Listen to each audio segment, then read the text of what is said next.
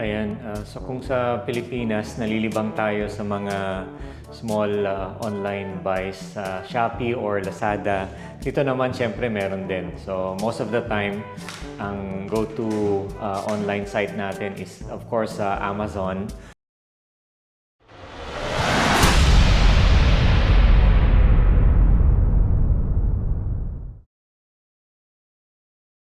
Ayun, weekend pa rin. May dumating na package. Ayan. So, normally yung mga package from eBay or Amazon, dito iniiwan sa harap.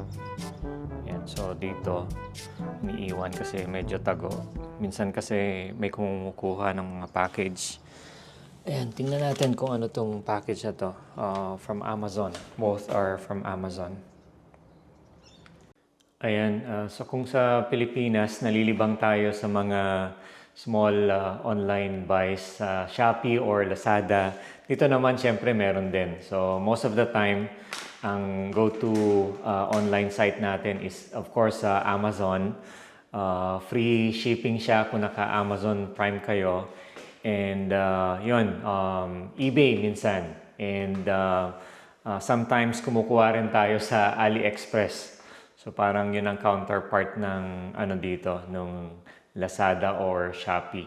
So sa AliExpress, cheaper, minsan medyo less yung quality, pero syempre titingin ka rin ng may magandang feedback para quality items yung makuha mo. So tara tingnan natin kung ano yung package na dumating ngayon.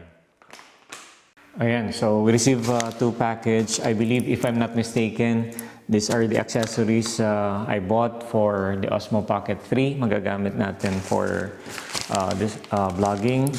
So, open muna natin to. So, this is the 1/4 thread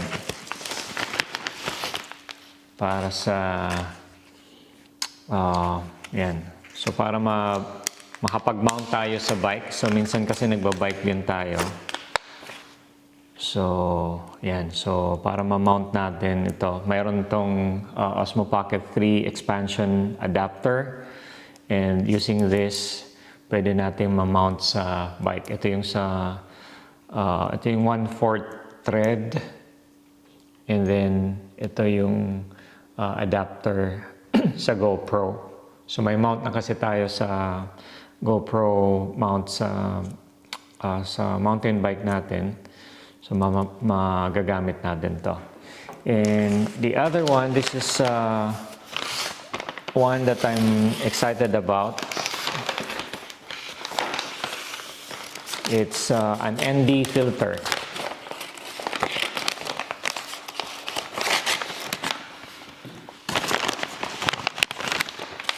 Ayan, so it's an ND filter.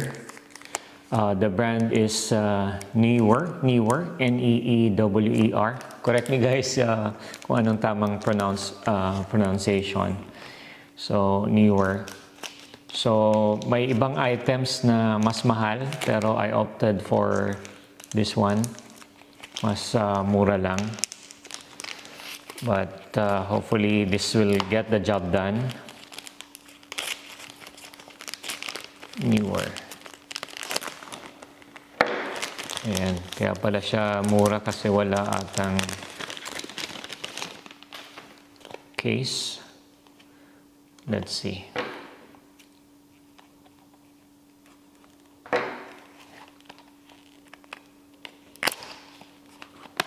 Okay, ano naman pala siyang case, guys. Ayan, so this is an ND filter. And yun, so came with a microfiber cloth. And yun. Ito yung ND filter itself. So it came with four packs. My ND16, ND64, and 256, and yung CPL filter.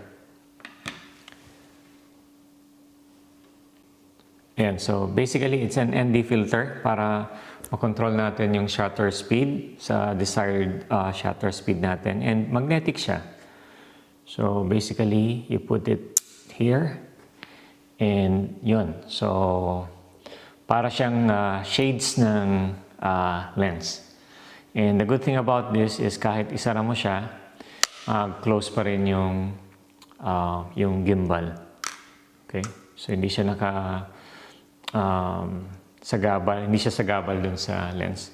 So yun, that's it guys. I'm excited to use this ND filter. And yun, para may magamit tayo for vlogging for this channel.